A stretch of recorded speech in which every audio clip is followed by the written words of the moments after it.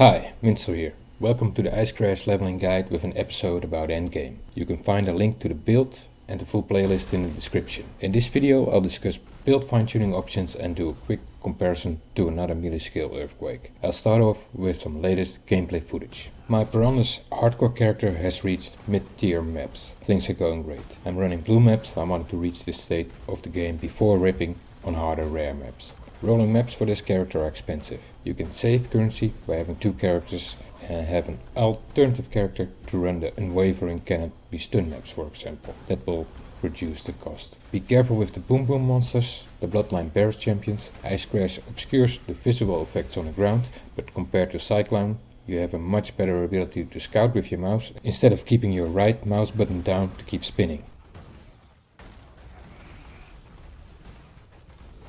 Up next, the final pieces of the puzzle. I've swapped out a chilling aquamarine flask for an Atsiri's promise. I'm chilling enough. I'm running double physical mitigation flask and I might drop one for a Sapphire versus Reflect. 3 is under construction. I'm respeccing a lot. I'm using 2 stun duration nodes in the stun wheel until I can reach another cluster of life nodes. At this time I'm respeccing into the scion life wheel. I want to become fat.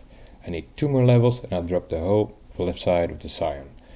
I'm also thinking about dropping the Marauder physical route with butchery. No setup is set in stone. If you got the regrets available, just respec and try it out for yourself. That's basically the best way to go about it. This game is so big, no reason to invent the wheel yourself. Learn, steal, bag all the knowledge you need and use the stuff you like the most and make it your own. How to get double cursing is a puzzle. It all starts and ends with having good gear. I want to keep my resist over cap.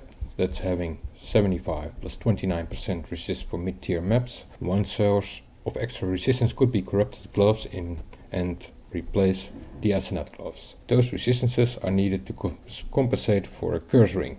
Otherwise you need to corrupt your amulet for +1 curse. If I somehow manage to do that, I'm able to run two curses. And I'm thinking of a couple of options. One is having curse on hit with Leap Slam and Vengeance to apply Warlord's Mark. And that will enable me to drop endurance charge on melee stun. The other option is to run blasphemy.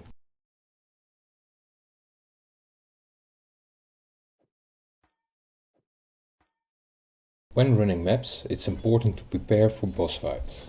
Knowledge is key as always. For this fight, I choose to swap over added fire for a stun gen to be absolutely sure to lock down the boss. This boss can hit really hard in combination with extra damaging map mods. An extra note is during the fight a leap slam to refresh my fortify buff, and that caused the boss to be unlocked and disappear. Not always a bad thing if you want the drops from the phase 2 rare spawns. This can be especially rewarding in high tier maps like waterways. Those rares can really drop good.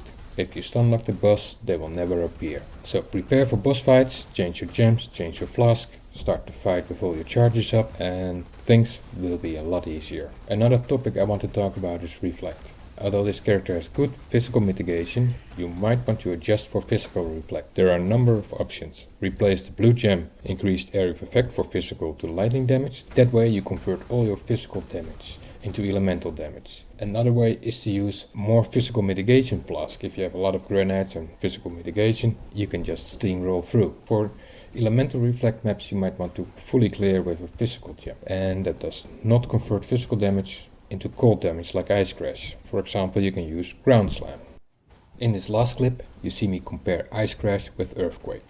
Note the completely different gameplay. Fast Ice Crash, aggressive charging Leap Slam versus the walking hard-hitting Earthquake. Although you can combine Earthquake with Leap Slam, really fast attack speed is not rewarded for Earthquake that much as with Ice Crash, since the aftershock happens only once. Comparing these two skills is like comparing oranges with apples, two completely different playstyles. The initial hit of Earthquake isn't big enough to hit enough monsters to stunlock a large amount of monsters. The aftershock, however, is really big and does not have lesser damage on the outer rings, like Ice Crash. That was it for now. Hopefully I'll stay alive long enough to get the double curse going with Warlord's Mark and perhaps some Feeble too. Thanks for watching.